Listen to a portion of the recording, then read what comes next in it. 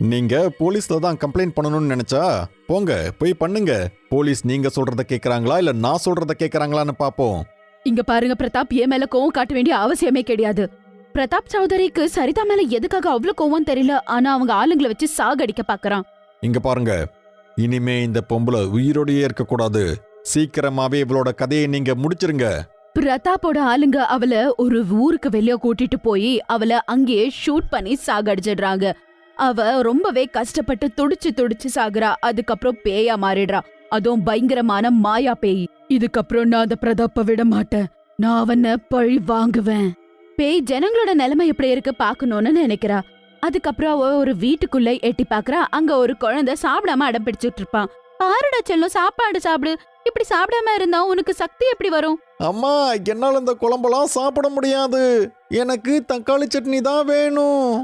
நீங்க தக்காளி சட்னி செஞ்சு எவ்வளவு நாள் ஆச்சுன்னு உங்களுக்கு தெரியுமா? செல்லம், டொமேட்டோ எவ்வளவு காஸ்ட்லின்னு உனக்கு தெரியுமா? அதெல்லாம் எனக்கு தெரியாது. எனக்கு இன்னைக்கு தக்காளி சட்னி சாப்பிட்டே ஆகணும். எனக்கு இன்னைக்கு தக்காளி சட்னி சாப்பிட்டே ஆகணும், சாப்பிட்டே ஆகணும், சாப்பிட்டே ஆகணும். இந்த பேய் இதெல்லாம் பார்த்து ரொம்பவே கவலைப்படுது. நான் அவனை பழி வாங்கணும்னு நினைச்சனா எப்படி? பாவம் ஊரு ஜனங்க ரொம்பவே கஷ்டப்படுவாங்க. அவனை பழி வாங்குறது மட்டும் இல்ல, இவங்களுக்கு கூட நான் ஏதாவது ஹெல்ப் பண்ணணும் அப்படின்னு அந்த பேயை யோசித்துக்கிட்டு இருக்கோம். நான் இவங்க கிட்ட இருந்து ஒரு டொமேட்டோவை கேக்குறேன். அதுக்கப்புறம் என்னோட மாயா சக்திகளால அந்த டொமேட்டோவை ஒரு மாயா டொமேட்டோவா மாத்திடுறேன். அதுக்கப்புறம் வீடு வீடா போய் டொமேட்டோ கேட்கலான்னு நினைக்குது. டொமேட்டோ கொடுங்க, டொமேட்டோ கொடுங்க, எனக்கு டொமேட்டோ வேணும் அப்படின்னு கூப்பிட்டுக்கிட்டே இருக்கும். அப்போ ஒரு பெண் அவங்கள பார்த்து பயந்து போய் கத்துறா. பேய் பேய், ஐயோ ஊருக்காரங்களே வாங்க வாங்க வாங்க, பேய் பேய் பேய் பேய், ஐயோ எல்லாரும் வாங்க, யாராவது காப்பாடுங்க வாங்க அப்படின்னு கத்திக்கிட்டு இருப்பா. அப்ப ஊருக்காரங்க எல்லாருமே அங்க ஓடி வந்து அந்த பேய பாக்குறாங்க.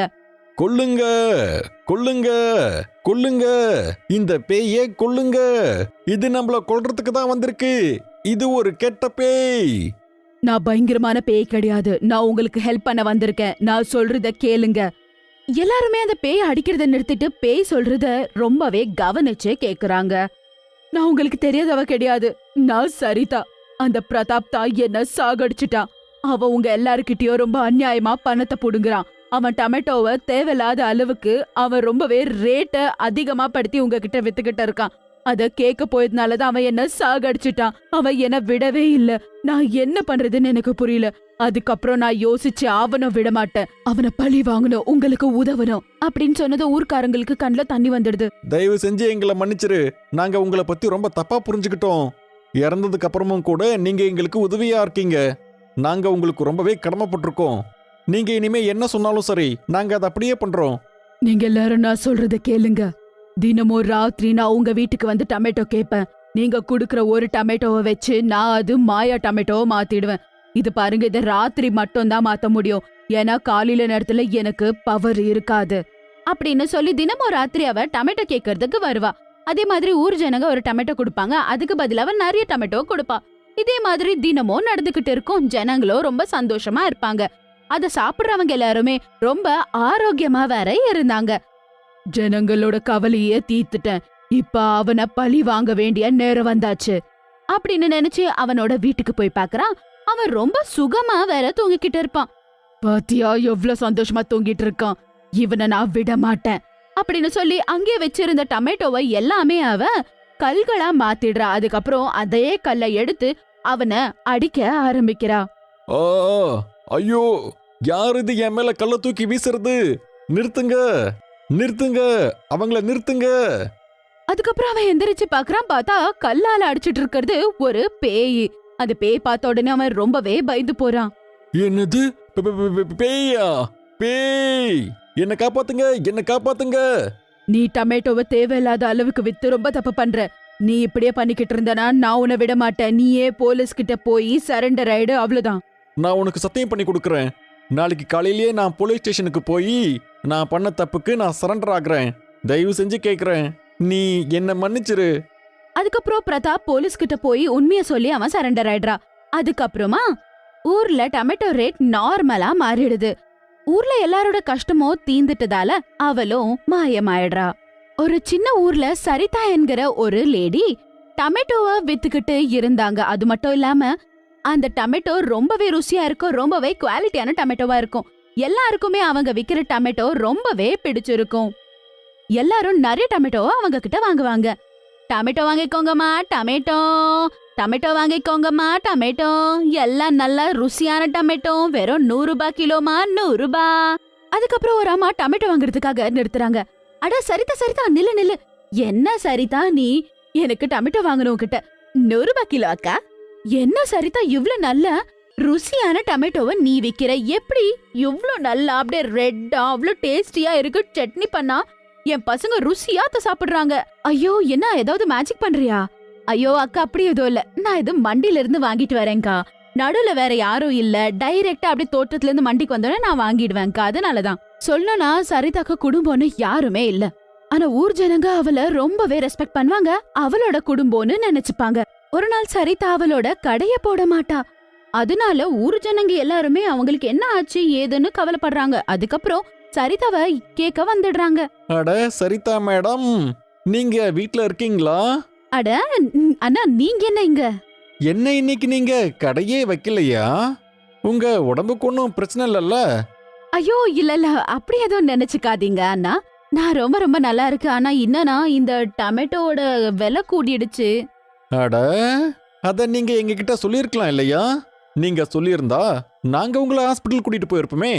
அட அது அவசியமே இல்லண்ணா. இங்க பாருங்க சரிதா மேடம், நீங்களும் எங்க குடும்பத்து ஆளு மாதிரி தானே, அதனால தான் உங்களை பத்தி கேக்குறோம். சரி நீங்க வாங்க, நம்ம டாக்டர் கிட்ட போகலாம். ஜனங்க ஃபோர்ஸ் பண்ணி கூப்பிட்டதால அவங்களும் டாக்டர் கிட்ட போறாங்க. கொஞ்ச நாளைக்கு அப்புறமா டொமேட்டோ ரேட் ஜாஸ்தி ஆயிடுச்சு. டொமேட்டோ அப்படியே தங்க ரேட்டுக்கு மாறிடுச்சுன்னா நம்புங்களேன். அதுக்கப்புறம் ஜனங்க வேற ரொம்ப கஷ்டப்பட்டாங்க.